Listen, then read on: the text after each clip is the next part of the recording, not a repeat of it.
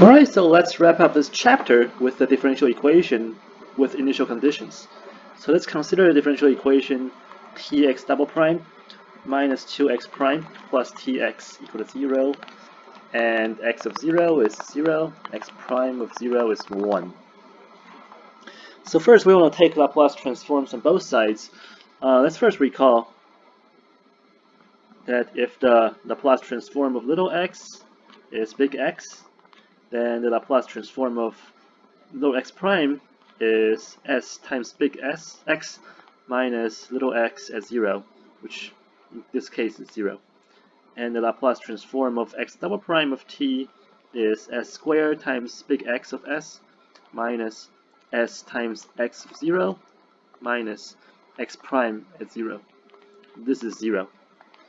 So this whole thing is equal to s squared times big X minus 1.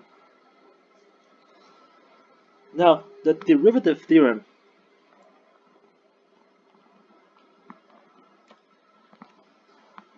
so we have Laplace transform of x is big X.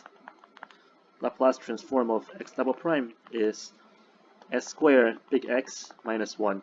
So the derivative theorem tells you that if you multiply by negative t inside, it corresponds to the derivative with respect to s on the outside.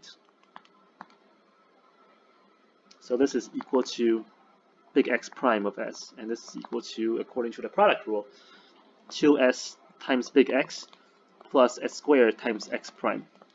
Minus 1 goes away because it's constant. So we have the things we can plug in. So tx double prime is here, x prime is here, and tx is here.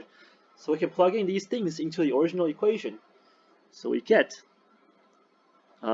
negative 2s big X minus s squared big X prime minus 2s big X of s minus x prime of s equal to 0. So let's rearrange terms. So we get negative s squared plus 1 times x prime of s equal to 4s times big X of s. This is separable.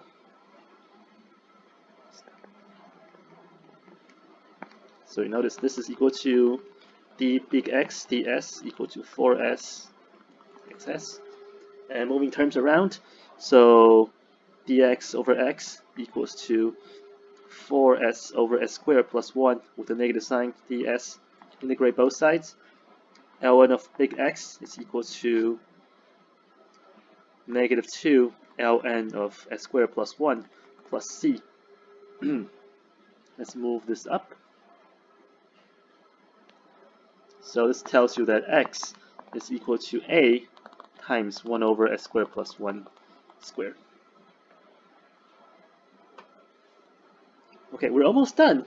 So this is equal to a times the product of s plus 1 and s plus 1. So now we have to use the product theorem or convolution theorem. So let's draw the chart that we have seen before. F of t, big X of big F of s.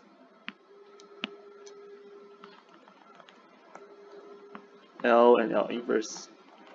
So our function 1 over s squared plus 1 squared is the product of 1 over s squared plus 1 and 1 over s squared plus 1.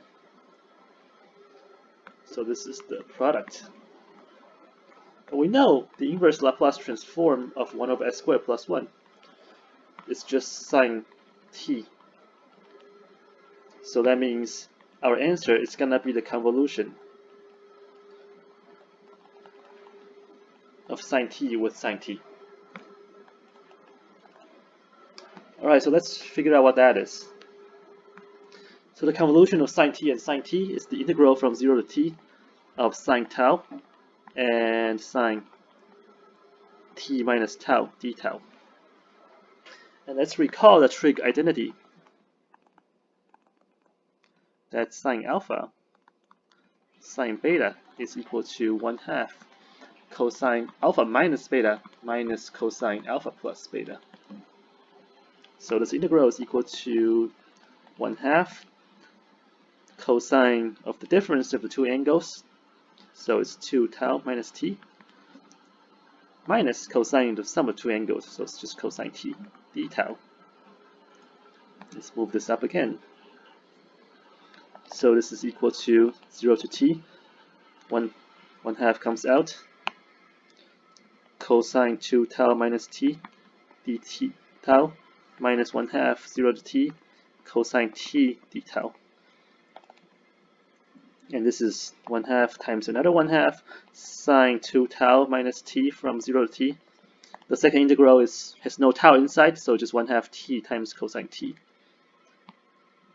And this is equal to 1/4. When tau equals to t, this is sine t.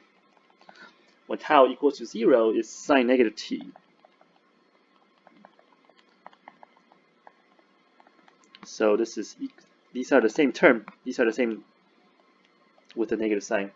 So this is 1/2 sine t minus 1/2 t cosine t. Don't forget we had a constant a here. So the general solution is little x equals to a times 1/2 sine t minus 1/2 t cosine t. Alright, so that's it for chapter 10. We will move on to chapter 6 next week.